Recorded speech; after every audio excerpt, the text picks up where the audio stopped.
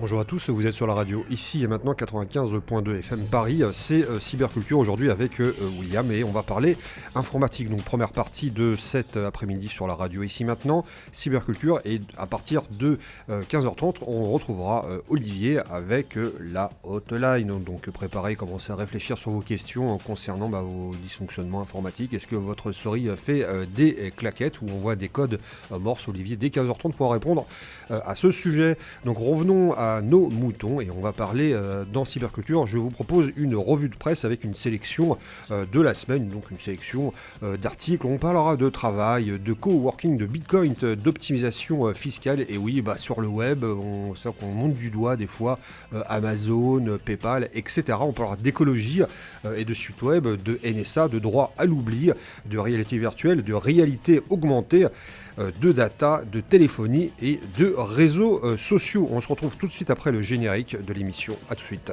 c'est Cyberculture.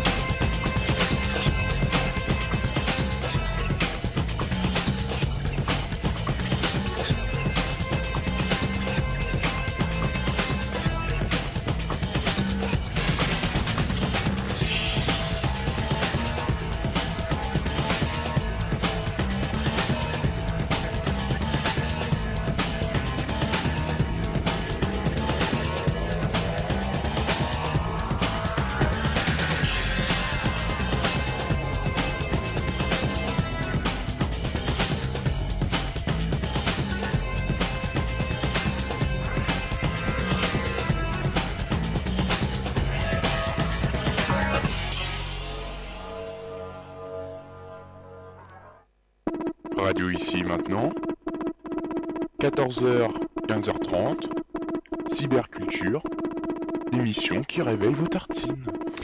Salut à vous, c'est Cyberculture. Aujourd'hui, je vous rappelle que nous avons un chat.rim952.fr, donc il n'y a pas de règle, vous mettez le nom de l'utilisateur que vous avez, ou le pseudo que vous avez toujours voulu avoir, vous êtes les bienvenus.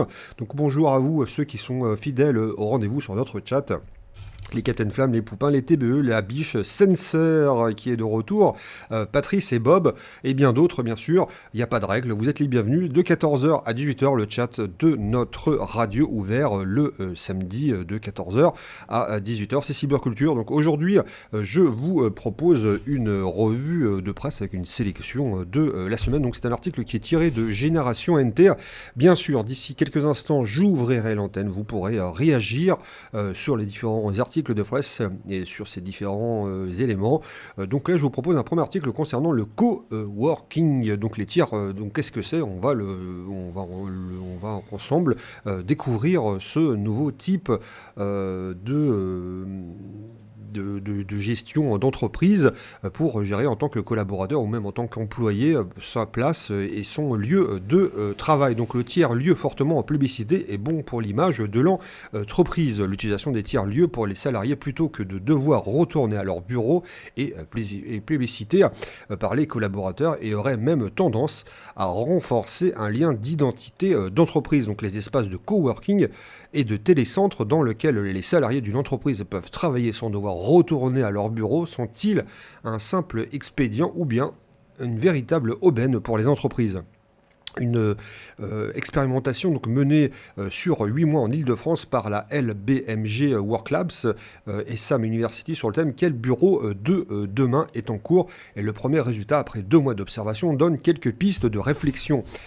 Ils font apparaître que l'utilisation des tiers-lieux, espaces de travail, qui ne sont ni des bureaux ni des foyers, est approuvée par 93% des salariés interrogés. Pour 73% d'entre eux, cela leur évite un détour par le lieu de travail, tandis que plus de 50% y voient un moyen de réduire le temps de trajet. Par ailleurs, ils sont 57% à envisager d'utiliser les commerces à proximité, ce qui peut avoir un impact économique positif sur l'environnement proche. En réduisant le temps de transport, élément significatif en Ile-de-France, la moitié des salariés estiment qu'un tiers-lieu à mi-chemin entre le domicile et leur bureau a des effets positifs sur leur qualité de vie en générant moins de fatigue et une plus grande productivité pour l'entreprise pour laquelle ils travaillent. Point intéressant, le fait de travailler dans un espace de coworking ne dilue pas le sentiment d'appartenance à l'entreprise. Au contraire, celui-ci serait donc exacerbé tandis que l'entreprise y trouverait son compte via une meilleure concentration de ses collaborateurs sur leurs tâches associées à moins d'interruptions dans leur travail, peut-être moyennement quelques dispositions. Donc la tendance du co-working se développe rapidement avec l'essor des plateformes de location ponctuelle d'espaces de travail et elle pourrait s'ajouter aux nouvelles formes d'organisation de travail plus forcément liées à l'espace physique du lieu de travail principal. Donc il y a un graphique que je vous invite à aller voir sur le site Génération NT concernant donc cet article sur le coworking. Donc je viens d'ouvrir l'antenne, 08 92 23 95 20, 08 92 23 95 20.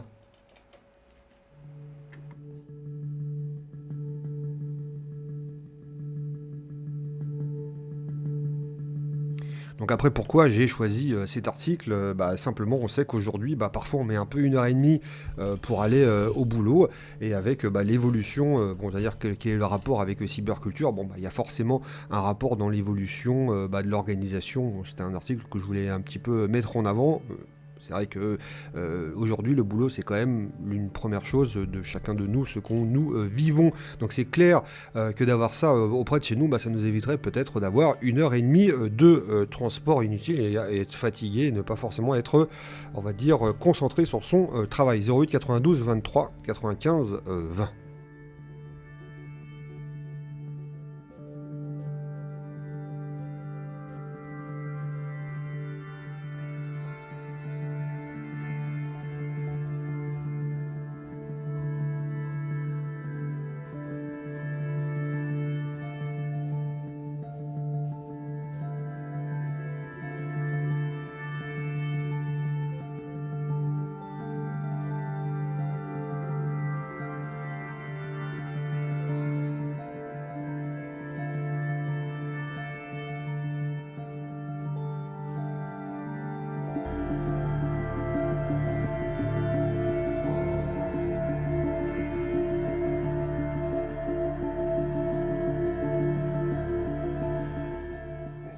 Vous êtes sur la radio ici maintenant, 95.2, c'est Cyberculture. Donc la première article, là, on avait parlé du co-working à première vue.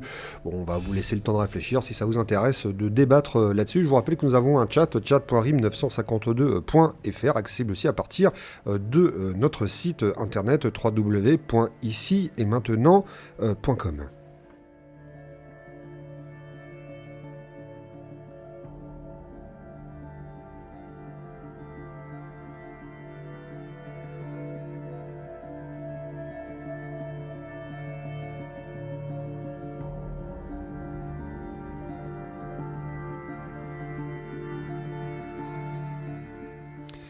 Alors, moi, je vous propose un autre article Donc à débattre aussi, c'est un peu pareil, on parle à chaque fois des bitcoins. Oui, mais qu'est-ce que c'est cette bitcoin? On en parle, on en parle.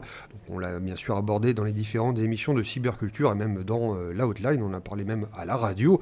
Cette e-économie, cette e-monnaie qui fait de plus en plus scandale, mais qui est de plus en plus utilisé aux États-Unis et même aujourd'hui le groupe Monoprix veut l'utiliser pour qu'on puisse aujourd'hui faire les courses sur Internet. Donc le Bitcoin aujourd'hui coince toujours du côté de la AMF et de l'autorité bancaire européenne.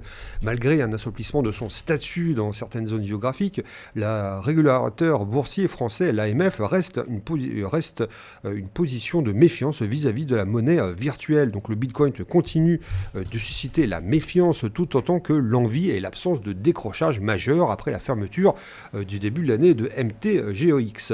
La plus grosse plateforme donc d'échange qui donne des arguments de solidité de l'écosystème malgré les incidents de parcours. Donc les autorités boursières ont plutôt montré une vive défiance vis-à-vis de la monnaie virtuelle accusée de blanchir l'argent sale et d'alimenter la spéculation, et ce même si des failles apparaissaient dans le consensus anti-Bitcoin, avec par exemple une reconnaissance de son statut par la Californie. Malgré tout, le Bitcoin a mauvaise presse et en France, l'AMF, autorité donc des marchés financiers, a émis un avis négatif sur la monnaie virtuelle, appelant les investisseurs à bien évaluer la situation s'ils comptent exploiter cette monnaie. Dans le même temps, l'autorité bancaire européenne, donc ABE ou la EBA en anglais, mise en garde les acteurs financiers, institutions bancaires, systèmes de paiement contre la tentation du Bitcoin, évoquant pas moins de 70 causes de risque pour le consommateur, les acteurs, et l'écosystème et les marchés. Elles appellent à la création d'une entité de supervision du Bitcoin qui permettrait de lui donner une légitimité comparable aux monnaies traditionnelles, car le BA ne voit pas que des défauts dans le Bitcoin et la monnaie pourrait ainsi servir de moyen transactionnel et rapide et peu onéreuse. Qu'est-ce que vous en pensez sur le chat? Là, faut un petit peu bouger, il y a du monde, ça commence à arriver. Là, on a le tonneau qui est arrivé, il y a Bob et bien d'autres. Vous êtes les bienvenus, donc chat.rim952.fr, et vous pouvez réagir dès à présent à l'antenne 08 92 23 95 20, 08 92 23 95 20.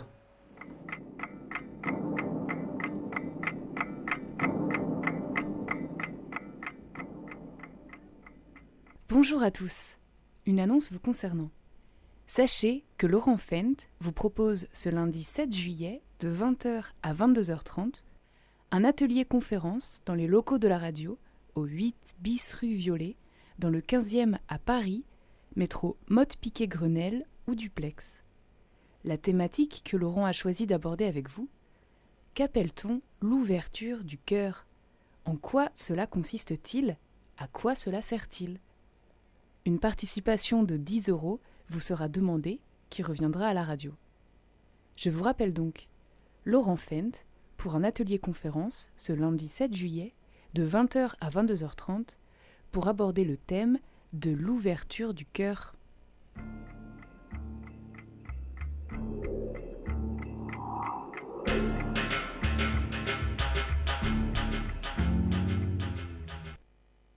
Radio ici maintenant.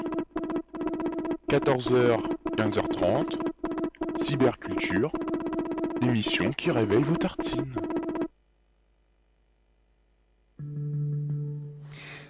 C'est Cyberculture aujourd'hui. Là, on a parlé de Bitcoin. Vous avez pas de, ça vous fait pas réagir, ou peut-être vous demandez mais comment, qu'est-ce qu'il c'est, qu'est-ce qu'on fait, comment on fait pour gagner des Bitcoins. Un petit rappel. C'est un côté, c'est pas si compliqué que ça.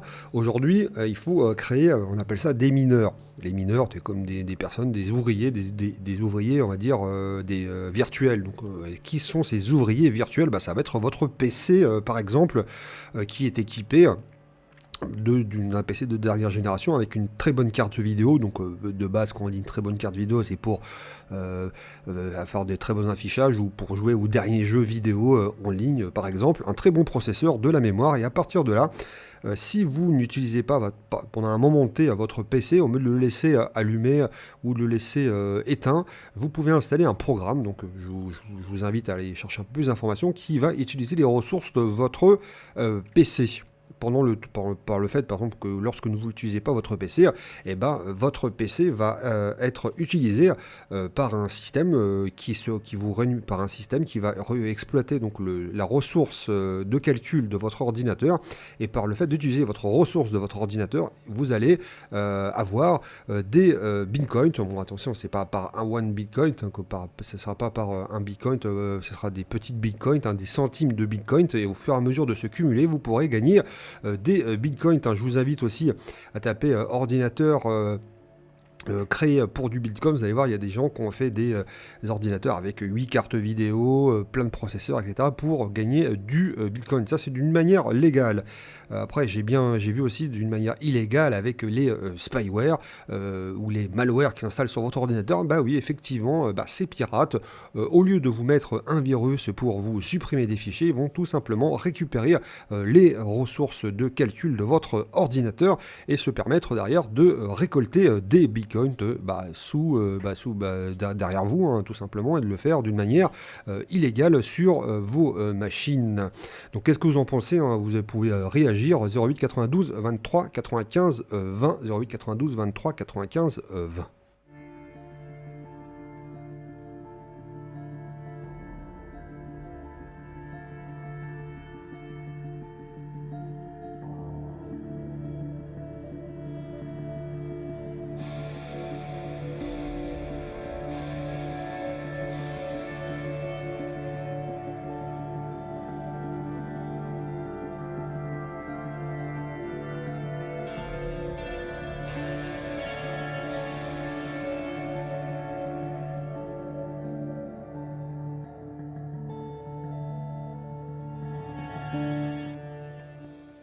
Radio ici maintenant, c'est Cyberculture. Là sur le chat, petite observation. Olicat toujours au rendez-vous de l'autre côté dans la partie de la radio, la partie de la rédaction, et qui est en train de parler de quoi? Il parle de Tor Encourt. On arrivera à cet article tout à l'heure. Peut-être lui il en reparlera sur la NSA qui se positionne sur Tor pour voir qui l'utilise ou pas Tor. On retrouvera un peu plus dans le détail tout à l'heure. Donc on va parler de quoi? On va parler d'optimisation fiscale. C'est-à-dire, mais il parle pas d'informatique aujourd'hui. Bien sûr que si. On va parler de Bruxelles qui aujourd'hui va s'intéresser tout simplement, après Apple, va s'intéresser à Amazon. Pourquoi donc?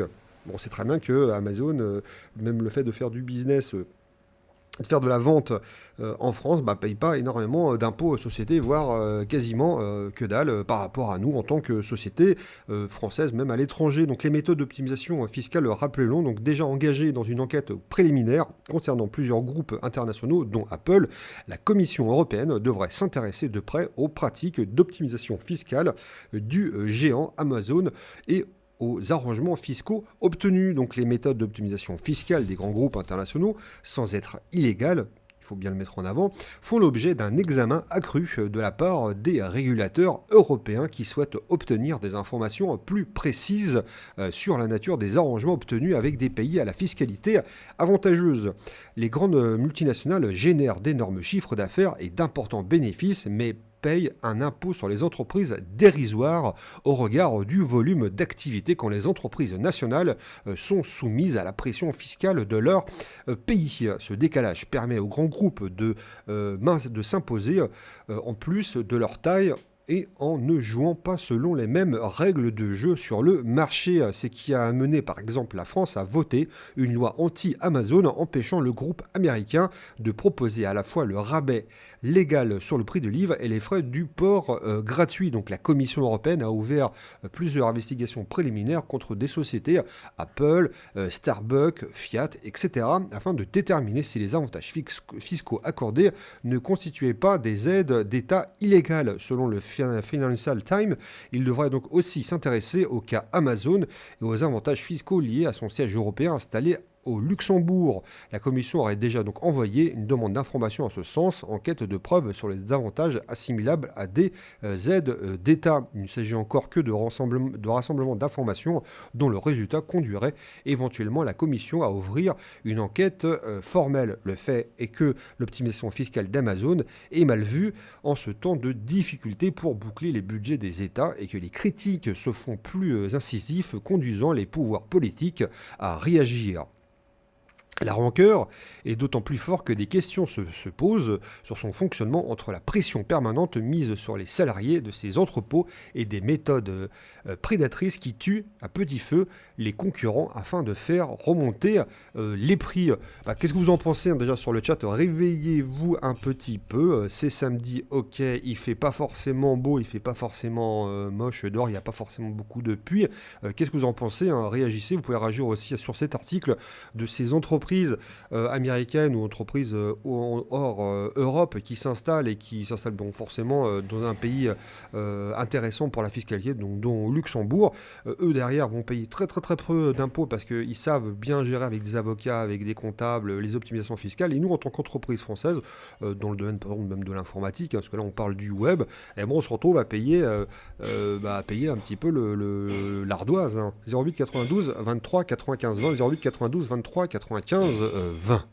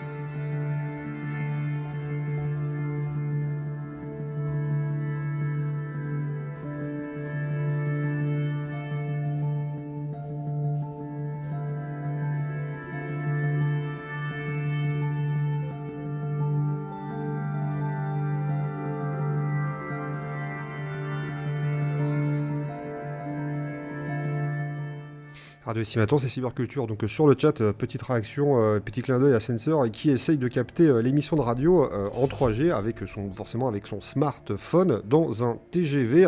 Donc après, pour le chat, je pense que ça peut marcher, mais il faut s'accrocher parce que le TGV le TGV ne fournit pas la 3G. C'est les antennes qui se trouvent autour de la voie qui fournit ce différent réseau. Faut s'accrocher pour que ça ne saccade pas. Ça fait un petit peu comme du satellite. On n'a pas, on va dire, des temps de réponse qui sont excellents quand on va à 300 km/h, bien sûr. On se retrouve tout de suite après cette petite pause. À tout de suite.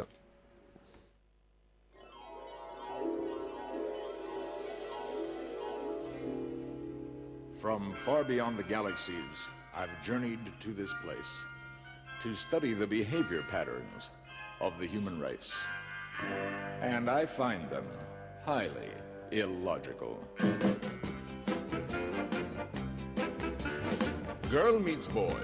They fall in love. She says he's everything she's dreamed of. But when they get married, before he's aware, she changes his habits, the way he combs his hair. She changes him to someone he's never been, and then complains he's not like other men. Now really, I find this most illogical. Take the case of your automobiles. Greatest invention since man discovered wheels. Hydromatic overdrive, floor on the floor.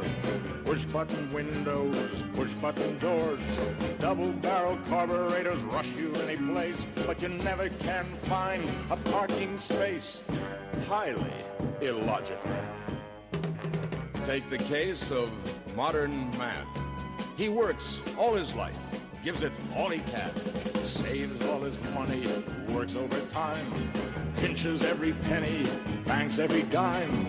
All he can think about is money, but you know that he can't take it with him where he's going to go. Now I find that fascinatingly illogical. Now is the time to journey home, to tell of what I've learned. My people, I believe, have every right to be concerned. For in spite of computers and advanced psychology, behavior patterns are still a mystery. I predict the future of this earthly human race is that having made a mess of Earth, they'll move to outer space. Well, there goes the neighborhood. Totally, completely, absolutely, irrevocably, highly illogical.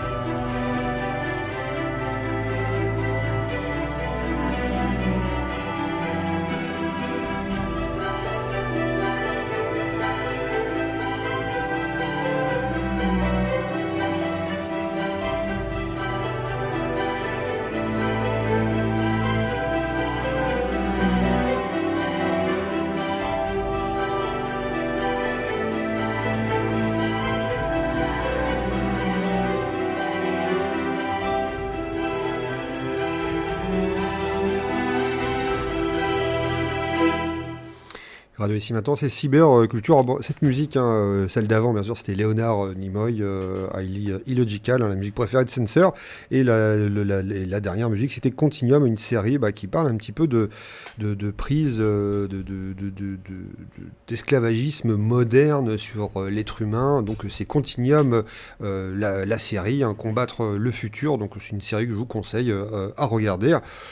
À voir, chacun a son avis. Donc sur le chat, c'est un peu sympa, on charrie du monde. Là, je parlais d'optimisation fiscale, et il y en a qui partent directement aujourd'hui faire dans un train Paris-Est, Luxembourg. Je ne dirais pas qui c'est, mais non, il ne va pas placer ses lingots. Donc là, on va parler de quoi ? On va parler de sites web et de consommation énergétique illégale. Donc on va parler, bien sûr, écologie. Donc une large étude menée par Green Code Lab met aujourd'hui en avant des fortes disparités dans la consommation énergétique des sites web, donc les choix de développement qui influenceraient ainsi lourdement sur la consommation énergétique. Juste une petite parenthèse. Question sur le chat, même vous pouvez appeler dès à présent si vous avez la réponse. À votre avis, lorsque vous allez sur le moteur de recherche que je ne citerai pas, le plus important en rapport énergétique par rapport à on va dire quel est le rapport énergétique lorsqu'on fait une requête pour rechercher tout simplement un mot-clé ou un site internet sur ce fameux moteur de recherche. Donc sur le chat, vous pouvez répondre, bien sûr, il faut un petit peu vous bouger aujourd'hui. C'est pas parce que c'est samedi qu'on peut pas faire marcher son cerveau de poule. Ou sinon 08 92 23 95 20. 08 92 23 95 20.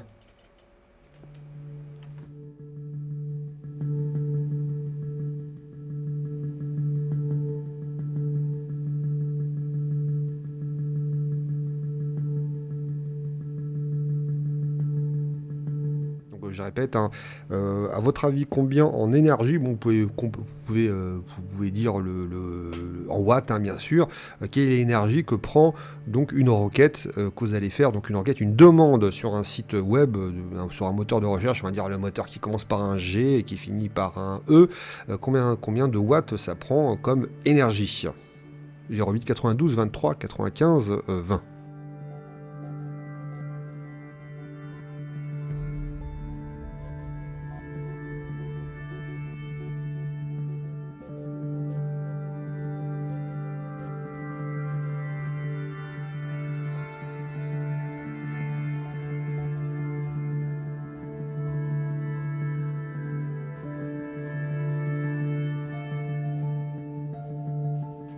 Donc première proposition du Le Tonneau hein, sur notre chat, un chat.rim952.fr, Le Tonneau qui dit 2,21 gigawatts. Non, pas du tout, non.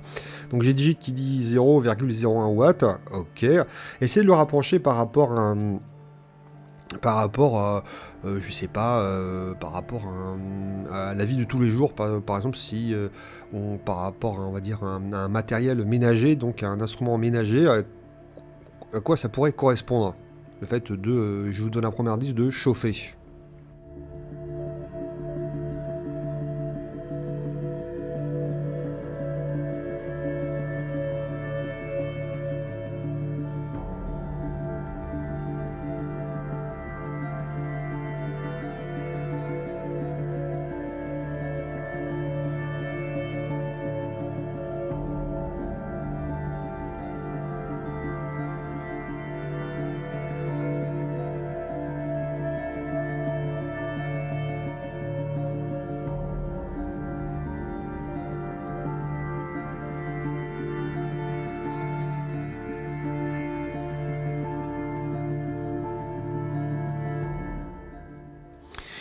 Vous êtes sur la radio ici maintenant, c'est Cyberculture. Donc la réponse, hein, avant de plonger dans cet article écologique en parlant de site web et de consommation énergétique inégale, une requête sur le moteur de recherche qui commence par un G, ça vaut l'équivalent du fait de prendre un bouilloire électrique et de vous chauffer un thé.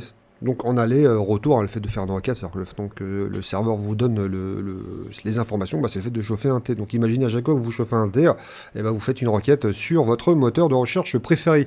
Donc revenons à notre article, donc le Green Code Labs, donc un spécialiste de l'éco-conception, vient de publier le résultat d'une étude menée auprès de 600 sites français, avec pour objectif de déterminer comment les choix de développement impactaient sur la consommation énergétique des utilisateurs. Donc la moyenne constatée sur le panel est ainsi de 60 watts, donc il y a quelqu'un qui disait 60 watts tout à l'heure, par 60 watts heure pour 1000 pages consultées, comme le rapporte donc ce rapport. Mais tous les sites ne sont pas égaux face à l'optimisation de la consommation énergétique, dit-il. Les meilleurs consommant 10 watts-heure et les plus mauvais consomment 259 watts-heure, précise le rapport.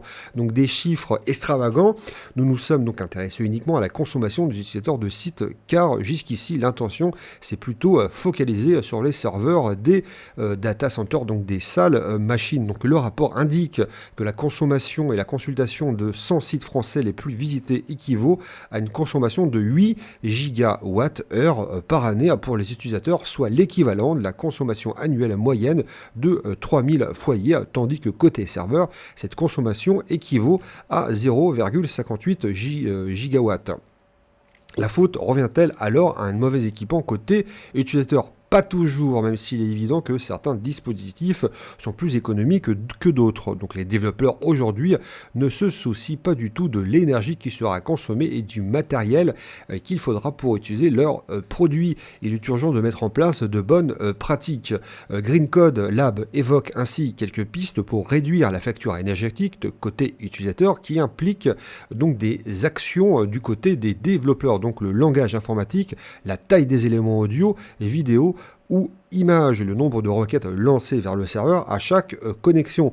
Autant d'éléments qui allègent la facture énergétique et qui pourraient aussi permettre d'accélérer l'affichage des pages. Du côté du côté de l'ADEMI, on indique qu'il est aujourd'hui préférable de surfer sur une tablette ou un smartphone que sur un ordinateur, ce qui permettrait de diviser la consommation électrique par 5 pour l'affichage d'un site similaire. Mais tout ne se résume pas à cet ensemble de variables. Beaucoup d'autres entrent également en jeu, et notamment le choix du navigateur qui reste déterminant d'après le rapport.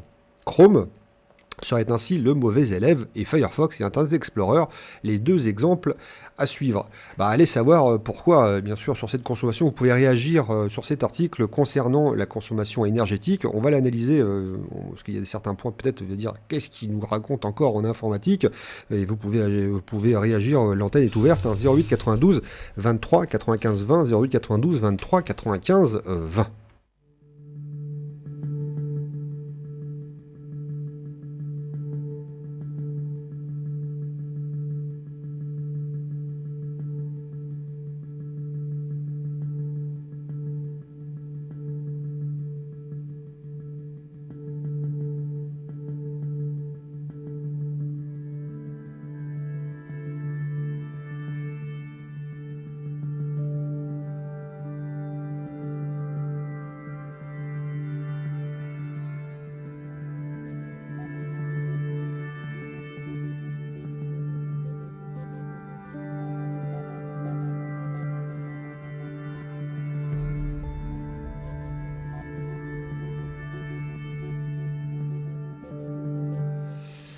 Après, c'est sûr qu'ils ont peut-être pas poussé au fond l'article, hein. Il y a, même sur cet article, hein, donc, qui est tiré de Génération NT, derrière, on n'a pas parlé du trafic non humain.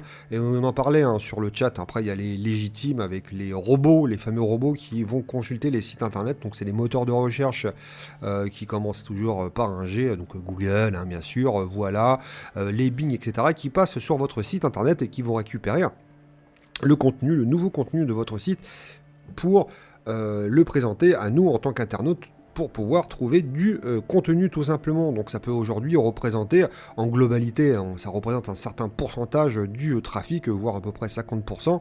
Et derrière, on va aussi retrouver les mauvais robots, donc on appelle ça aussi les bots, ces fameux robots, ces mauvais robots qui vont chercher à s'introduire par exemple sur un site internet, chercher aussi à faire du spam, donc de la poubelle, hein, tout simplement, à aller sur des sites internet, sur des forums, sur des formulaires, essayer de poster des liens pour monter en référencement, donc le fait d'être un peu plus vu sur les moteurs de recherche, on va avoir tout ça, ce genre de trafic. Après, ce qu'on regardait, on parlait des développeurs. Oui, effectivement, parfois, il y a certains développeurs, je ne vise personne forcément du chat, hein, le tonneau. Le tonneau est des développeurs à première vue, hein, il a l'air d'en parler depuis tout à l'heure. Donc après, c'est vrai que le code, si derrière le code, pourquoi on parle des développeurs? C'est possible lorsque le codeur, donc celui-là qui va créer le site, le créateur donc le créateur du site, donc les différents créateurs, donc les développeurs, parce qu'aujourd'hui on sait que ce n'est pas fait qu'avec un logiciel et on fait pas que des pages comme sur des pages Word. Derrière, il y a quand même un travail technique, il y a un travail de développement pour générer des pages à la volée, etc. Mais si derrière le développeur, donc le programmeur, ne fait pas forcément les choses d'une manière dite optimisée, ça veut dire que ça économise du temps de calcul ou du temps de mémoire, forcément le serveur, l'ordinateur, hein, l'ordinateur qui stocke ces fameuses données et qui fait les calculs de ces fameuses données va prendre du temps machine, va prendre forcément du watt et va prendre de l'électricité. Plus la mémoire, plus le processeur, donc l'unité de calcul, l'espèce de calculatrice est sollicitée, et forcément plus ça va prendre du watt. Oui, effectivement, aujourd'hui on a des solutions, on va dire de serveurs qu'on peut acheter qui sont dits green, etc., parce que ça consomme le moins de watts possible, mais on rentre après dans une problématique de rapport watts et temps de calcul, de qualité de calcul, de vitesse de calcul. Qu'est-ce que vous en pensez, hein, sur le chat, hein, vous pouvez bouger un petit peu, 08 92 23 95 20, 08 92 23 95 20.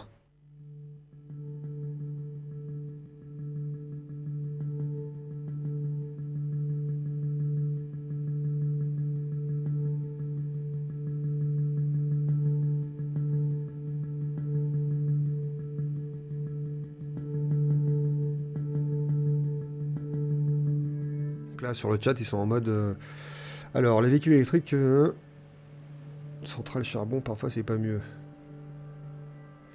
Oui. Après, c'est vrai qu'on va dire ça que si on passe là, on parle de véhicules électriques, après il y a véhicules donc à essence, hein, forcément. Donc il y a forcément une corrélation comment ces fameuses voitures, mais on sait c'est pas trop. Si, c'est quand même un rapport, parce que là c'est un petit peu comme un PC, une voiture électrique, hein. Il y a quand même ce rapport du côté écologique, on décale le problème. On va passer à un autre article. En attendant, je passe quelques instants pour cet article-là et on passe à un nouvel article sur cette revue de presse informatique dans Cyberculture aujourd'hui sur la radio ici maintenant.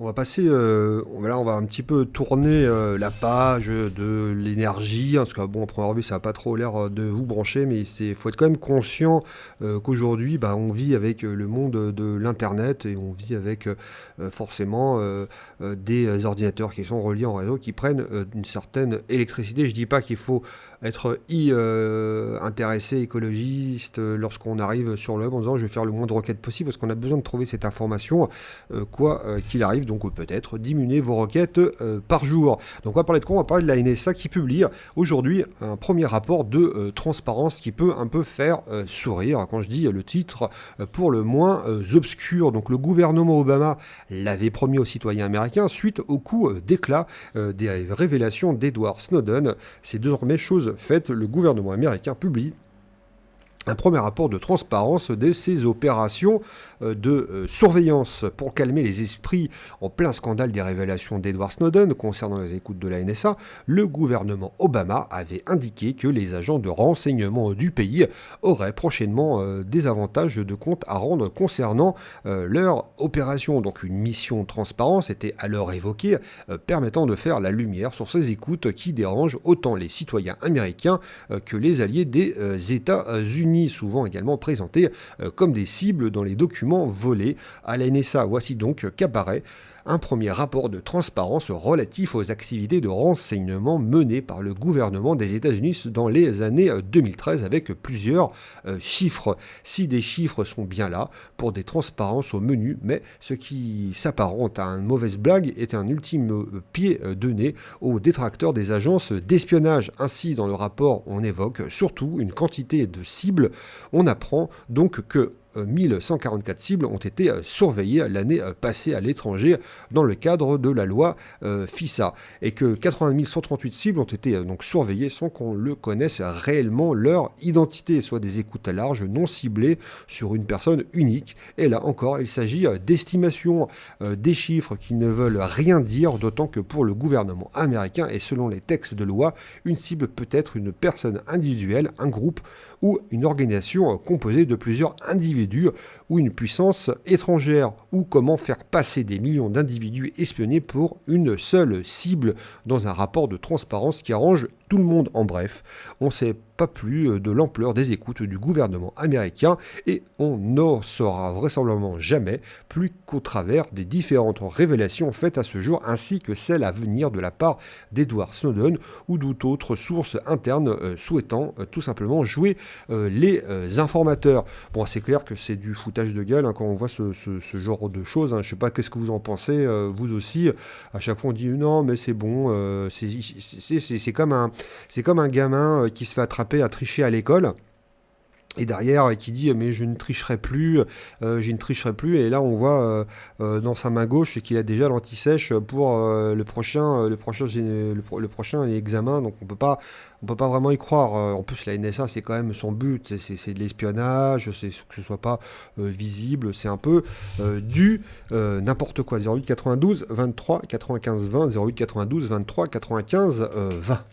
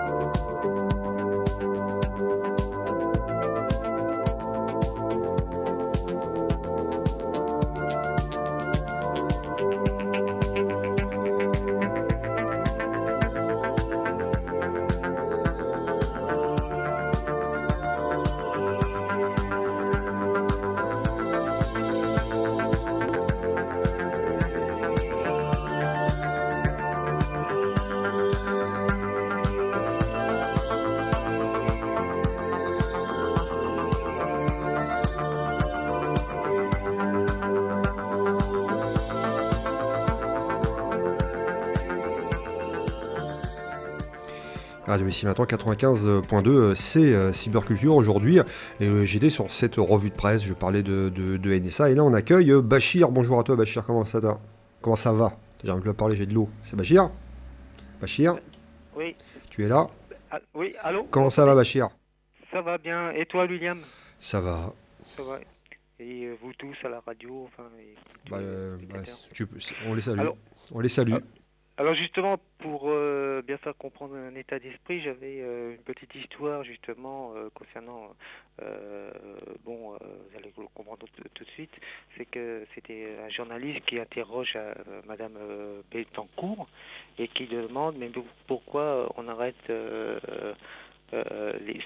les voyous de la cité, les voleurs de cité, on les met toujours en prison, mais les voleurs de la République ne vont jamais en prison.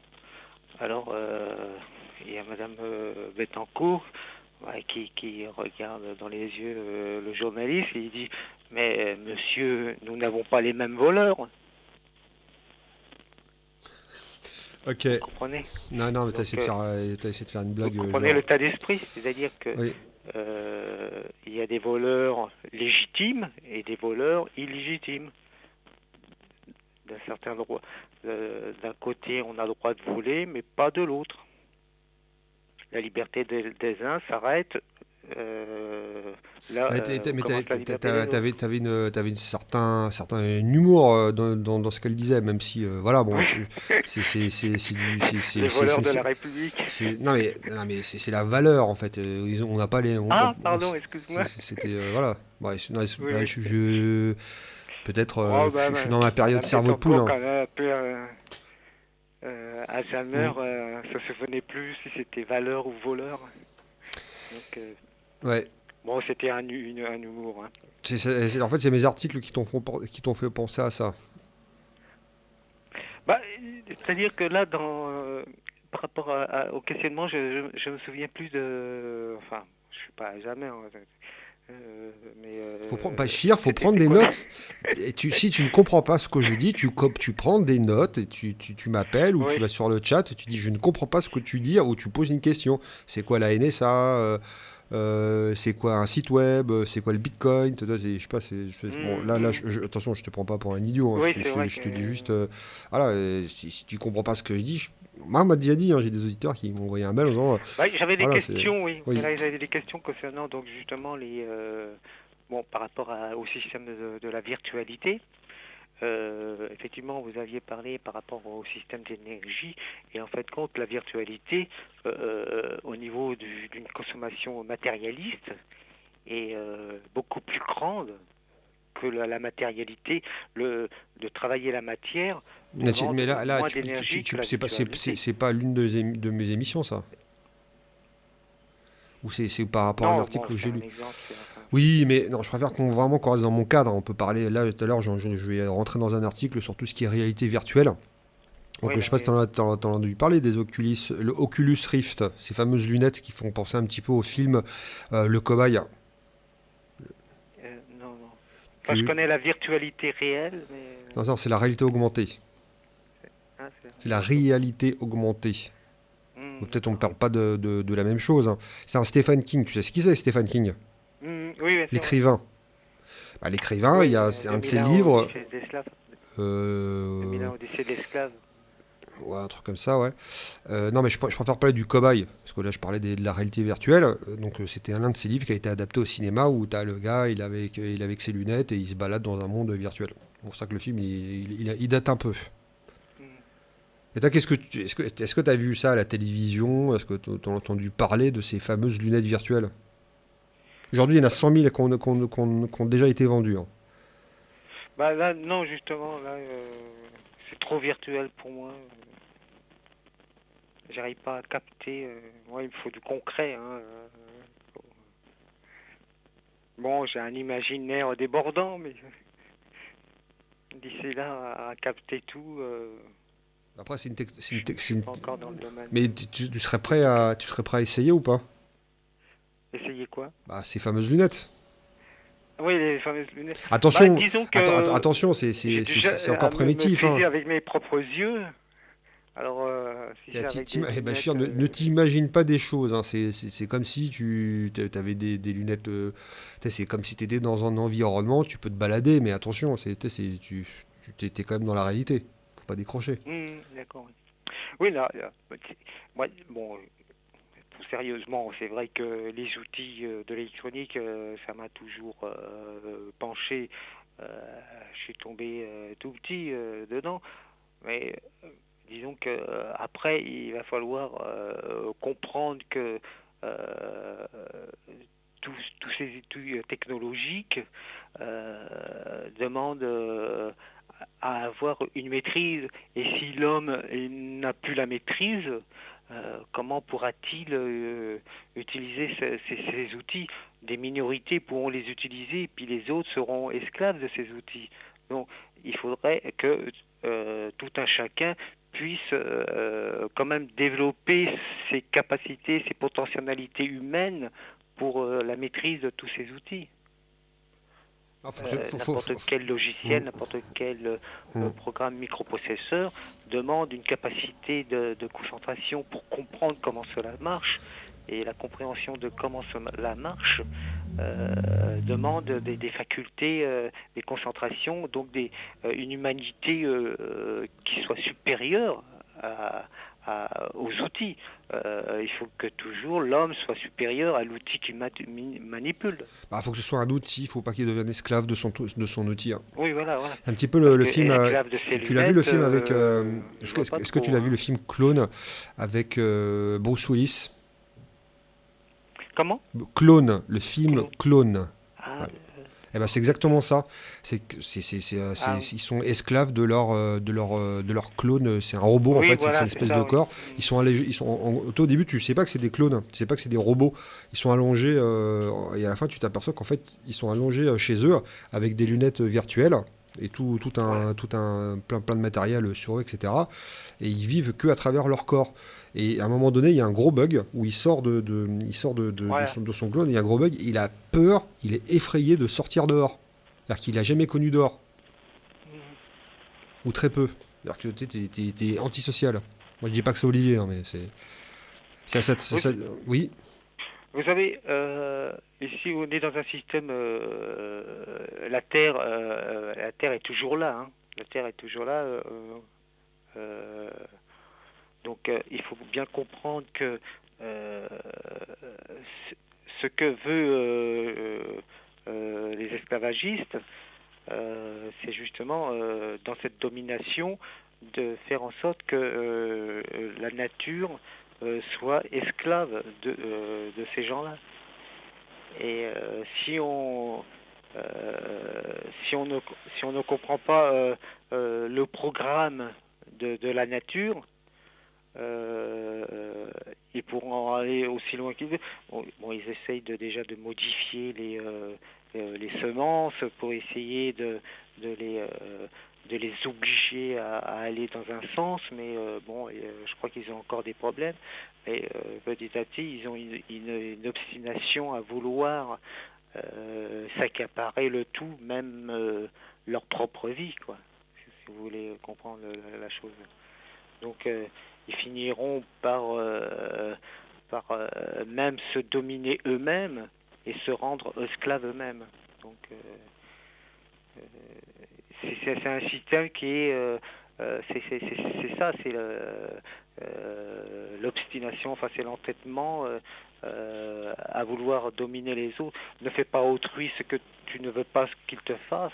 Et ben justement, ils ont peur que les gens leur fassent une nuisance parce que eux-mêmes font nuisance à ces gens-là.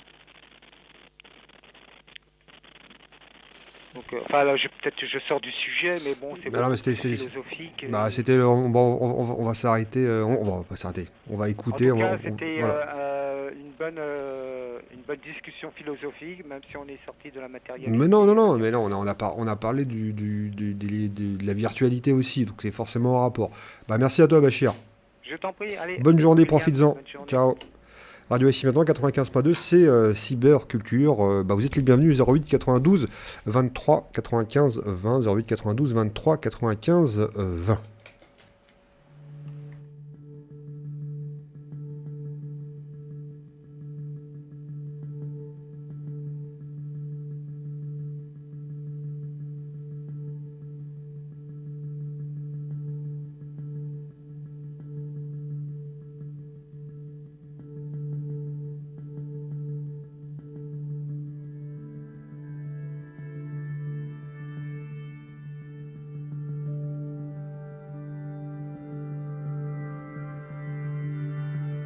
On en parlait il y a quelques instants d'ici, de ces fameuses Oculus Rift, déjà vendues à plus de 100 000 exemplaires.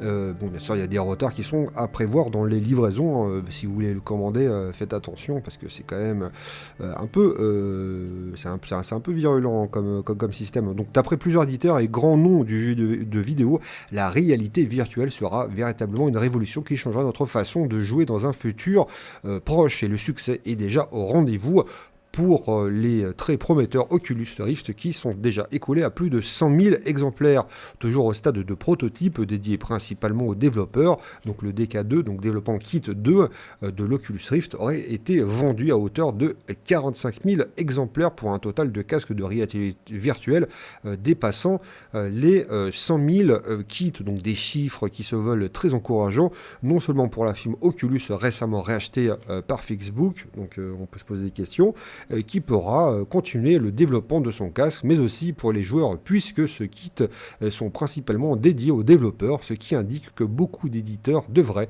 proposer prochainement des titres exploitant les fonctionnalités des réalités virtuelles. Donc malheureusement, ce que Palmer Luckey craignait au moment de lancer le projet sur la plateforme de crowdfunding Kickstarter est arrivé. Donc la demande dépasse aujourd'hui de loin les capacités de production de la firme, qu'il s'agisse du DK1 ou du DK2, donc des retards s'accumulent.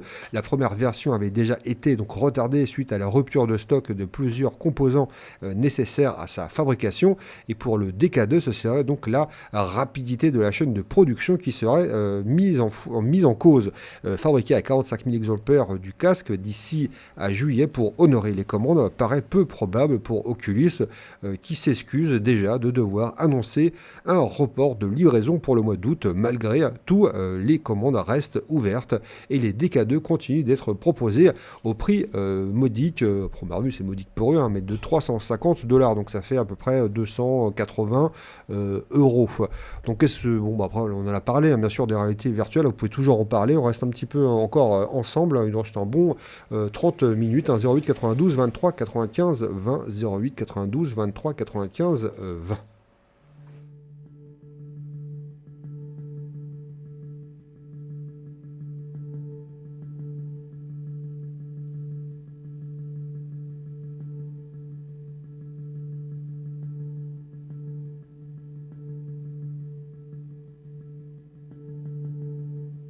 J'aime bien, on a les rapports en direct de ce qui se passe, parce qu'on sait bien d'avoir son téléphone portable. On sait que certaines personnes sont en train d'écouter l'émission de radio, ils sont connectés sur le chat tout en étant dans le train. Vive les expériences. On va parler de quoi? On va parler de Tor, donc une simple curiosité pour Tor. Donc je vous rappelle ce qu'est Tor, donc c'est pour faire de la navigation dite entre guillemets anonyme, sans diffuser son adresse IP, et surtout pour accéder à un deuxième internet, un internet qui est censé être fermé pour trouver des applications, on va dire, on peut trouver des choses bien comme on peut trouver les choses sales. Donc ça peut être encore une fois une partie du Darknet. Donc une visite sur le site du projet Tor suffit à attiser la curiosité de la NSA à votre égard. Quant à ceux qui se renseignent sur Tile ou fréquemment Linux Journal, ils sont considérés comme des extrémistes. Donc nouvel éclairage sur les méthodes de l'agence américaine de renseignement. On ne sait trop pas quels moyens, on ne sait pas nécessairement via Edward Snowden, mais la chaîne de télévision allemande Das Erste a pu mettre la main sur le code source de XKeyscore. Cela change des traditionnels dispositifs fuités et on apprend de bien belle. XKeyscore est un élément essentiel du programme de surveillance massif de la NSA et de ses alliés de Five Eyes. Cet outil est utile pour rechercher, faire donc le tri parmi les énormes quantités de données recueillies et opère divers croisements. Donc une sorte de puissance, d'un puissant moteur de recherche. Donc le code source obtenu, qui paraît être un fichier de configuration et qui serait toujours d'actualité, contient des définitions pour poser des marqueurs sur des communications en ligne. Donc un marquage à la culotte, par exemple, ceux qui ne font pas que simplement consulter le site du projet Tor, sans forcément installer les outils permettant d'accéder au réseau d'anonymisation. Mais attention, La règle veut que les internautes, a priori en provenance d'un pays des Five Eyes, sont épargnés. Il n'y a par contre pas de distinction quand il s'agit de pister les internautes qui effectuent des recherches sur la distribution Linux Tiles qui peut être lancée depuis une clé USB et propose des outils comme Tor ou consultant le site Linux Journal. Donc un commentaire dans le journal source assimile Tile à un outil préconisé par des extrémistes sur des forums extrémistes, comme on l'est donc le Linux Journal. Appuyé par des experts du projet Tor, l'enquête Das Erste montre aussi une surveillance de connexion à des serveurs Directory Authority qui sont au nombre de 9 dans le monde et contiennent un index de tous les nœuds Tor, ce qui est en fait des éléments cruciaux pour le réseau Tor. Donc via le web et par email, ceux qui font donc une demande pour obtenir une liste privée de serveurs leur permettent de passer outre des blocages étatiques afin de se connecter au réseau Tor sans aussi placé sous surveillance. Au dépit de telles révélations, l'Electronic Frontier Foundation encourage au contraire de plus en plus de personnes à utiliser Tor ou Tile. De plus de gens ordinaires utilisent Tor ou Tile et plus il est difficile pour la NSA d'argumenter que s'informer sur ces outils et les utiliser ont du facto suspect. Il ne fallait pas cliquer, vous êtes maintenant espionné par la NSA. Bon, d'un côté, on voit donc les créateurs de Tor qui sont pas d'âge en disant utiliser de plus en plus Tor, faut remplir un truc pour foutre la merde pour que la NSA ne retrouve pas, nous espionne pas tout le temps. Qu'est-ce que vous en pensez, 08 92 23 95 20, 08 92 23 95 20.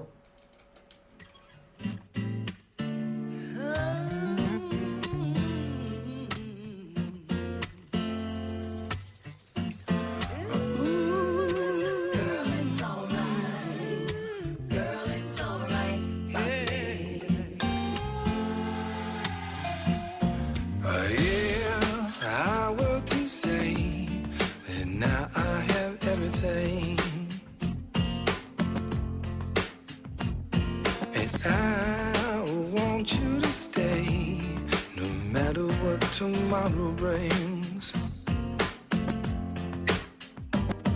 Or would it make you feel something so big, like you could speak your own mind and whisper your wildest dreams? Well, girl, it's alright by me.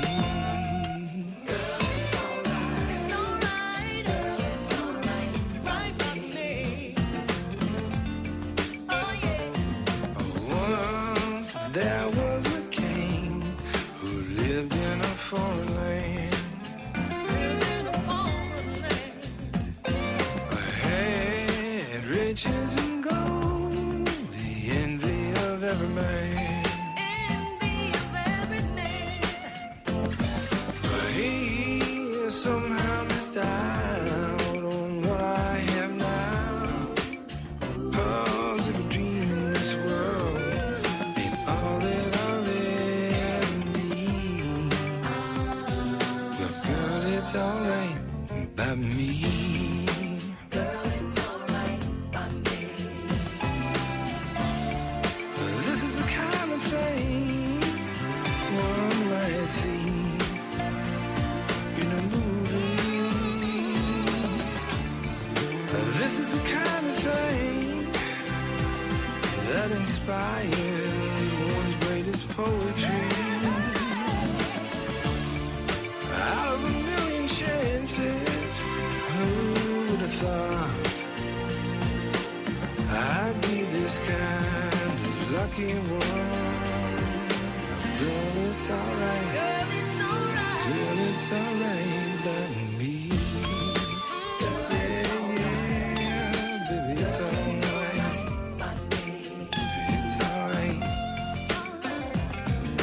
Girl, if I should die and have to go away, I know I'll be back to see you another day. 'Cause this love that we have is one that will last. Vous êtes sur la radio ici maintenant, 95.2, c'était Steven Seagal, Girl It Is Alright, et on accueille Jean-Charles, salut à toi, comment ça va? Bonjour, ça va bien, merci. Et vous? Ça va. Bah dis-moi, qu'est-ce qui te ramène sur cyberculture aujourd'hui?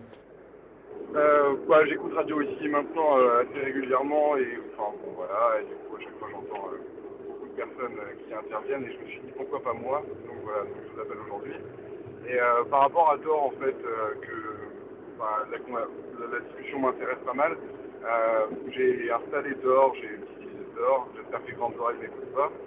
Et en fait ce que je trouve compliqué en fait en fait ils ont une volonté que ce soit utilisé par le plus grand nombre, ce qui est bien, effectivement, mais aujourd'hui je trouve que c'est non seulement très difficile de naviguer à travers Tor, et qui plus est en fait c'est surtout beaucoup de contenus très illégaux qui sont proposés à la communauté qui utilise Tor. J'avais dans l'espoir, moi quand j'ai utilisé ça, tomber sur des espèces de contre-pouvoirs de médias ou de diffusion d'informations qui diraient autre chose que ce qu'on entend au journal télévisé du 20h.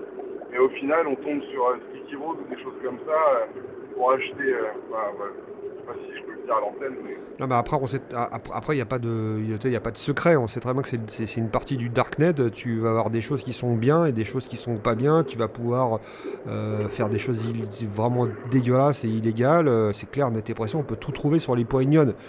Après, Tor, attention, faut bien en parler. Tu peux surfer de manière, on va dire, t'as pas la même IP, mais à partir du moment où tu sors du cercle Tor, donc les points union, donc c'est comme un point .com, hein, mais c'est les points union. Une fois que tu sors de ça, tu peux te faire loguer, tu peux te faire tracer largement. J'ai pas entendu, tu peux? Les points union, parce que toi, tu surfes dans le cercle fermé de Tor. On est bien d'accord? Oui, tous les points oignons que j'ai réussi à trouver, ce qui est déjà pas évident. Ouais. Parce qu'au final, il n'y a pas une... Bon, mis à part la Wikilist, qui n'est pas forcément des mises à jour et pas forcément facile après à naviguer à travers ça. Mais après, je sais pas, si c'est particulier sur mon ordinateur, mais je pense pas, le temps de latence pour accéder à une page internet lambda en .fr ou en .com, c'est très très long. Allô? Non, parce que ça dépend où tu te trouves. Après, c'est une espèce de proxy qui est derrière. Et du coup, en fait, la conversation de fond, c'est qu'est-ce que pourrait améliorer Tor dans la vie des gens au quotidien, sans aller dans le darknet et les réseaux souterrains, en fait. C'est vrai qu'aujourd'hui, quand tu vas au dehors des points union, ça rame grave. Quand tu vas sur du .com, du .net, quand tu vas sur des moteurs de recherche, parfois ils t'éjectent parce qu'ils voient que tu passes par un proxy. Ils t'aiment pas. Qu'est-ce que ça peut changer? Si Tor évolue, on va dire techniquement, ça va plus vite, ça rendrait vraiment un surf anonyme. Ouais. Mais c'est toujours pareil. C'est que d'un côté, les gens qui veulent surfer de manière anonyme, on veut pas savoir ce qui... Tu vois, on a quand même un droit faut pas qu'on a quand même un droit d'intimité. Mais derrière, après, tu peux avoir des gens qui font des trucs illégaux, comme tu l'as dit maintenant, t'es tombé sur des trucs sales. Ouais, c'est les premiers trucs qu'on trouve, dans les points oignons, je parle évidemment. Le premier truc que j'ai tapé sur Tor, c'est www.google.fr, je pense comme tout le monde. Et après, en voulant aller plus vers les points oignons, ouais, c'est vraiment, mis à part donc les sites de merchandising ou les sites de vente, on s'y attend plus ou moins et c'est pas trop dérangeant. Après, c'est chacun sa conscience pour soi. Mais après, il y a vraiment des trucs vraiment dégueulasses. Et d'un côté, le surf anonyme, c'est bien, et je suis pour, parce que je fais partie de la génération des gens qui téléchargent, qui s'en foutent, malgré tout ce que ça peut avoir comme conséquence derrière, j'en suis conscient. Mais quand on voit ce sur quoi on peut, les sites sur lesquels on peut tomber, vraiment, moi ça m'a mis mal à l'aise, quoi, c'est dérangeant. Non, mais c'est ce que je te dis, t'as des trucs qui sont sales. Après, le piratage, c'est pas bien. Ça, bon, ça faut ça, tu l'as dit de toute façon, hein, même si tu dis tu t'en fous, mais d'un autre côté tu t'en fous pas parce que tu sais très bien que c'est pas bien, ça tue ça tue quand même les indépendants aussi derrière. Et derrière, après sur Tor, je suis d'accord avec toi, tu trouves des trucs, mais rappelle-toi le début de l'internet, il y avait ça. Aujourd'hui, il n'y a pas que Tor. Le Darknet n'existe pas que sur Tor, tu l'as toujours sur notre réseau aujourd'hui. Allô? Ah, c'est coupé. Oui, je vous entends pas très très bien. Je sais pas ce qui s'est passé tout d'un coup, bah t'es revenu. Ouais, c'est bon, je vous entends mieux là. Ouais, je sais pas ce qui s'est passé, il y avait des bruits bizarres et tout d'un coup il n'y a plus de bruit. T'étais dans un tunnel ou Non, non. Bah, effectivement, je suis en voiture avec le kit pain libre, mais non, je sais pas. c'est bizarre. Peut-être la fenêtre qui s'est fermée. Non, comme je disais, le Darknet, tu l'as pas forcément que sur Tor. Aujourd'hui, il existe sur le réseau normal. Hein. Tu sais, si le truc il est pas référencé, je crois que les sites qui sont référencés sur les moteurs de recherche, c'est pas 100% du net. Hein. Mais c'est une partie visible de l'iceberg. C'est petit. Je crois que c'est peut-être du 2-3%. Après, Effectivement, ouais. Après, il n'y a pas que. Oui. Ouais, parce que par exemple, Google en fait référence pas absolument tous les sites internet. Bah non. Ah non, t'as pas les trucs parce que tu sais, tu peux empêcher le référencement de ton site internet. Tu peux l'interdire, même si aujourd'hui il y a des robots, même si t'as pas encore référencé, t'as d'autres sites qui vont voir que t'as déposé un nom de site, ils vont te mettre dans une pseudo-liste. Google, il va passer dessus, il va te référencer. Il y a un choix. T'es pas obligé de référencer. Il y a des sites aujourd'hui, ils mettent un espèce de blocage, donc à la racine de leur site ou dans le texte dans la configuration de leur site internet, qui dit je ne veux pas être référencé et il sera pas référencé. D'accord. Parce que ça marche avec les métanems ou les métatags, là, je sais plus comment ça s'appelle. C'est les robots.txt, on appelle ça. C'est un fichier robot.txt. Tu dis en anglais, tu as un fichier de configuration. Derrière, tu dis que tu désalloues, en anglais, tu désalloues le fait qu'il parcourt ton site internet. Et ça, même si derrière, il veut chercher une feinte, il pourra pas parce que c'est vraiment le serveur en face qui dit non, je ne te donnerai rien. D'accord. Tu n'as pas le droit de me parcourir. Et donc, est-ce que c'est comme ça, du coup, que alors, je sais pas, mais est-ce que les robots de Google, j'imagine que oui, vu la capacité de développement de Google, mais seraient capables de, en fait, référencer les points oignons, ou pas du tout? Bah, faut déjà qu'il ait un accès au VPN. Faut qu'il ait un accès au système. Ouais. Et aujourd'hui, de toute façon, les points union, ce qu'il faut savoir, c'est, alors si je dis pas de bêtises, hein, c'est pour ça que je dis des bêtises, mais d'après mes souvenirs, ce ne sont pas des noms de domaine qui sont, c'est des noms de domaine qui sont uniquement accessibles par Tor, c'est-à-dire qui sont routés uniquement lorsque tu lances ton logiciel et que tu vas dans le navigateur de Tor et tu tapes .union, c'est uniquement accessible à partir de ça. Si tu lances ton Chrome ou ton Firefox ou dans le navigateur sans passer par Tor, ça ne fonctionnera pas parce que c'est pas. Non, effectivement, ça marche pas. Ouais. C'est pour ça que essayé, ça ne fonctionne pas. Et Google, de toute façon, il n'est pas sur Tor. Si Google était sur Tor, il pourrait s'amuser à référencer, mais Google ne sera jamais sur Tor. C'est un réseau qui est fermé. C'est un réseau dans le réseau Tor. Les points union, c'est un réseau dans le réseau. Ce qui est plutôt. Une bonne chose. En fait, moi, j'avais commencé, quand j'avais commencé mes lectures sur Tor et sur tout ça, en fait, c'était vendu. En fait, j'ai découvert ça à travers la publicité de Sticky Road. Bon, voilà. Et en fait, c'était vendu comme l'outil qu'utilisaient les journalistes afin de communiquer entre eux de manière privée, avec leurs sources, avec l'État, enfin des choses comme ça. Et je trouvais ça plutôt intéressant du coup. Et c'est vrai que je trouve vraiment dommage, enfin je reviens un peu à ce que j'ai dit au début, mais qu'on n'ait pas de médias pirates en fait là-dessus qui permettraient de tout dire en fait. Il y a Olivier qui vient d'arriver, qu'est-ce que t'en penses? Bah, j'ai pas entendu le début, mais qui permettrait de dire quoi par rapport à ce qui est possible de dire aujourd'hui? Bah, par exemple, quand on prend Wikileaks ou des sites comme ça qui déballent des informations, alors après on est pour, on est contre, je ne sais pas, chacun son opinion, mais enfin voilà, il y a énormément de pression sur ces sites-là, et aujourd'hui les médias sont plus que filtrés. Enfin, je pense que ça serait ironique de dire qu'on nous dit tout, et il y a bien des gens qui doivent être au courant de tout, et bah justement avoir des médias, des sources d'informations sur Tor. C'est quoi ton prénom? C'est quoi ton prénom? Jean-Charles. Jean-Charles, ouais, j'y sais. Le truc, c'est qu'aujourd'hui, moi, j'aurais tendance à te dire que chacun, hein, peu importe sa sphère d'activité, son métier, dispose d'un pouvoir assez incroyable en accédant à un certain nombre de documentations qui peuvent être utiles. Au sens où elle viendrait révéler par exemple des pratiques managériales dans telle société qui serait dommageable à l'équilibre mental des salariés. Enfin, il y a plein d'exemples comme ça. Après, Pourquoi tu me regardes comme ça? après, à chacun de prendre ses responsabilités à la manière d'un Edward Snowden, que j'ai pas du tout envie de vouer aux gémonies ou au contraire voilà, de rendre, enfin de le présenter comme un exemple absolu, mais parce qu'il faut toujours faire gaffe quand on traite ce genre de sujet, mais de se dire, voilà, Snowden, un jour, le mec, il a à peine 30 ans, il a une position extrêmement enviable, il gagne bien sa vie, etc. Et parce qu'à un moment donné, il estime que ce qu'il voit est à l'encontre de certains principes qu'il a vis-à-vis d'une société telle qu'elle devrait normalement fonctionner, décide de tout lâcher. Alors il part avec ses 4 disques durs, machin, et voilà, il balance un ensemble d'informations à des journalistes qui prennent le relais et distillent voilà, au gré d'articles des choses. Ce que je veux dire par là, c'est que tu n'as pas besoin d'un média particulier qui viendrait, c'est un peu ce que tu invoques, qui viendrait nous dire tout ce qu'on ne saurait pas. Ce que je veux dire, c'est que chacun individuellement, à partir du moment où il a certaines valeurs, est en capacité de s'indigner vis-à-vis d'une situation dans laquelle il est un des éléments. Je veux dire, le salarié d'une boîte, par exemple, qui estime que le manager est un enfoiré. À partir de quel moment le mec va... Non, mais il est très sérieux quand il dit ça, hein, Non, non, le non, manager est un enfoiré.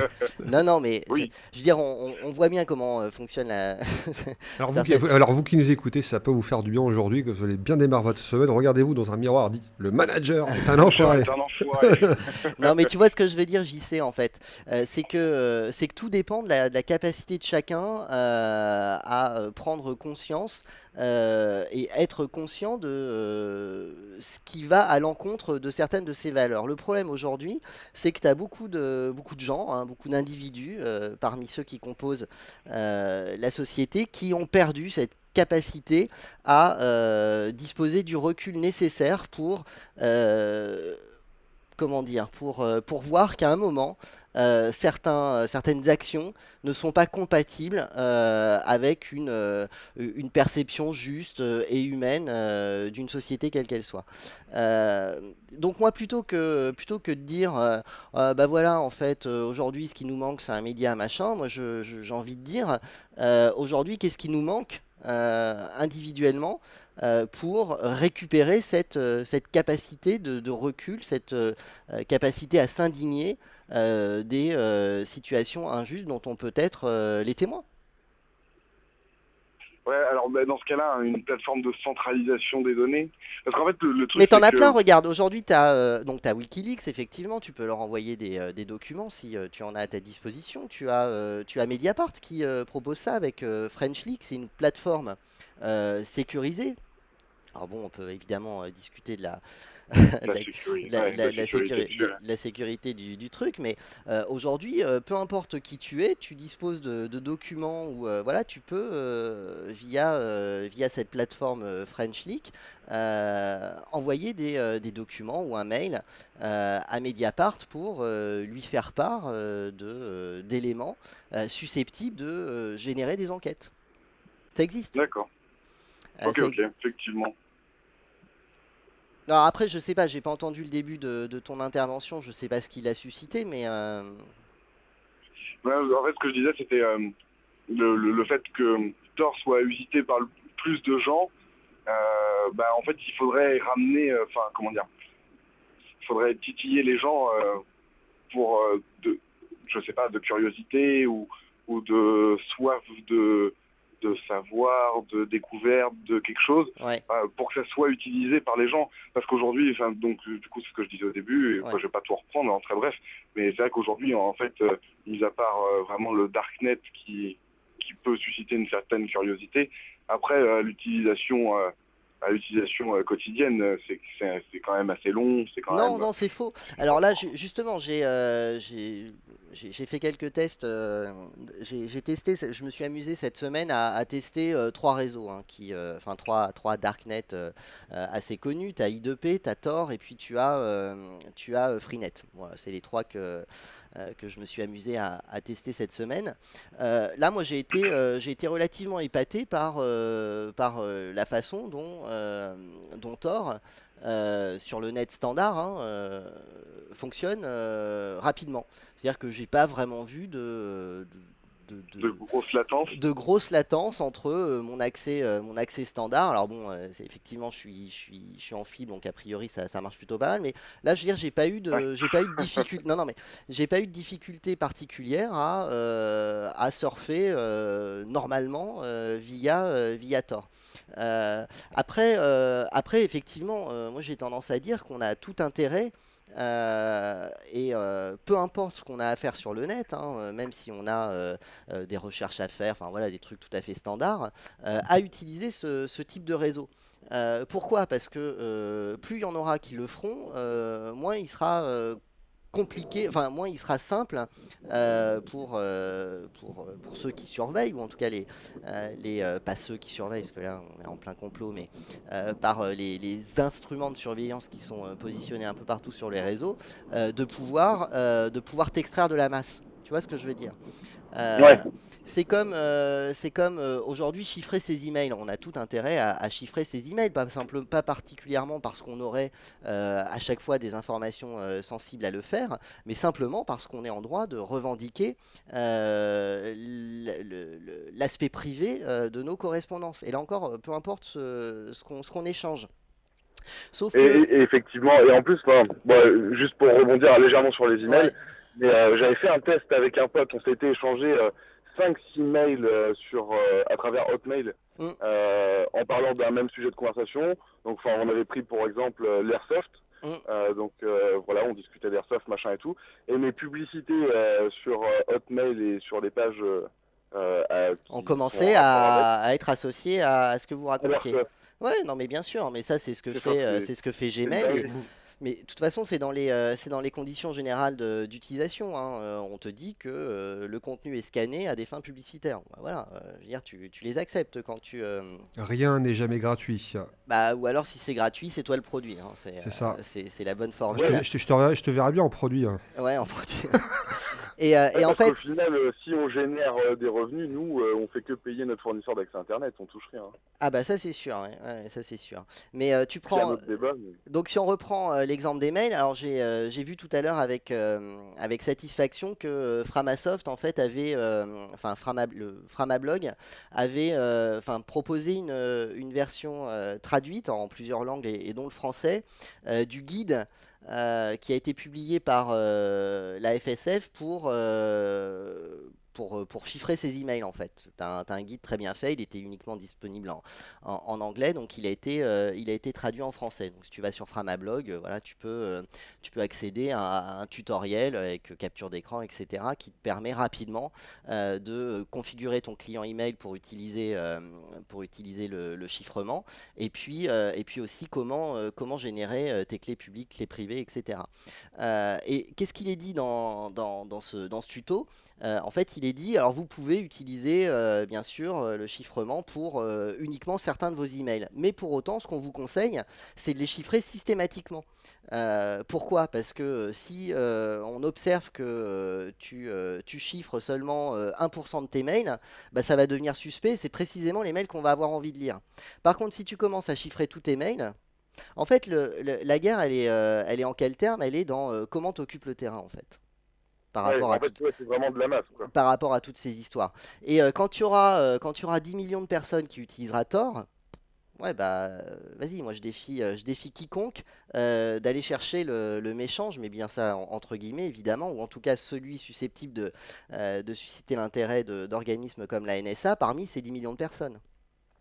En Ouais. revanche, si tu en as 1000, que tu sais que tu as 80% de curieux et 20% d'activistes, bah là ça va être facile de cibler les activistes. Ouais, c'est plus facile. Bah Et ouais. alors, est-ce qu'on doit protéger est-ce qu'on doit protéger les activistes qui sont pas forcément bons en utilisant tout ce tort? Après, c'est un cas de conscience. Ah ben non, mais alors attends, après ça c'est un vrai débat. Moi aujourd'hui, je pars du principe que on doit absolument, en respect de ces valeurs qui concernent la vie privée et le droit de chacun à l'avoir, que tu ne peux pas te positionner sur des critères moraux, ok, pour déterminer ce qui serait bon ou ce qui ne serait pas bon.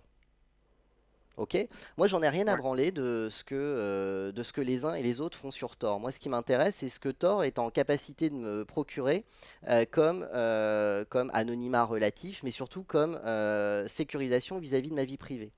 Maintenant, c'est pas, ça commence à devenir dangereux quand tu te dis ah bah oui, alors moi je veux bien un réseau d'anonymisation, mais je voudrais quand même que quelqu'un, une instance supérieure, soit en capacité de nettoyer ce réseau de tout ce que moi je n'ai pas envie de voir. À la limite, je te dirais que c'est comme sur le net, hein, ce que tu veux pas voir sur Tor, tu vas pas le chercher. Ouais, mais il y a quand même, ce qu'on disait au début, c'est qu'il y a quand même des trucs franchement dégueulasses et on peut pas être pour. Mais non, mais attends, il s'agit pas. Non, mais là encore une fois, il s'agit pas de se poser en juge ou de faire un jugement de valeur par rapport au contenu. C'est simplement de considérer que tout contenu est équivalent à tout autre contenu. Ok, parce que si tu considères que tu vas avoir des contenus mieux et des contenus pas bien, ça veut dire qu'à un moment donné, sur la base de critères qui restent du coup à déterminer et surtout qui vont être déterminés et là par qui, tu vas considérer que tel contenu vaut d'être présent et tel autre non. Et ça, c'est pour moi, c'est absolument insupportable. Ouais, parce que ça reste sur une subjectivité de chacun. Bah, c'est une subjectivité de chacun, ça c'est un fait, mais c'est aussi surtout un premier biais qui va permettre à certains de s'imposer comme l'autorité régulatrice. Alors sur quelle base? Ouais. On n'en sait rien, mais toi tu vas la juger pour le coup légitime parce qu'elle viendrait répondre à une inquiétude que tu aurais de participer même à la diffusion de contenus qui seraient moralement ou légalement condamnables. À la limite, c'est pas notre boulot. Ouais, après c'est aux utilisateurs du truc de... Ouais, mais... Et là tu vois, attends, moi je vois par exemple, Tor depuis quelques années quand même s'autorégule et gère quand même pas mal ses contenus. Il y a quelques années, effectivement, t'accédais de façon assez rapide à des contenus plutôt illégaux. Aujourd'hui, alors après ce qui est assez amusant, c'est que tu te rends compte que tu vas avoir certains contenus dont les liens vont avoir été nettoyés. Je vais pas nommer le type de lien, mais vont avoir été nettoyés. Puis tu en as d'autres qui sont tout autant condamnables, mais moralement peut-être un peu moins, qui sont pourtant complètement présents et tout à fait bien représentés au travers de pages qui viennent se proposer comme un classement catégoriel des différents sites qui sont disponibles je vais pas vous sur les interrompre, darknets. mais il y a Olivier qui tape à la porte là pour son émission. Ah ouais, t'es juste en face, mais c'est peut-être l'autre Olivier. Tu veux finir ta phrase?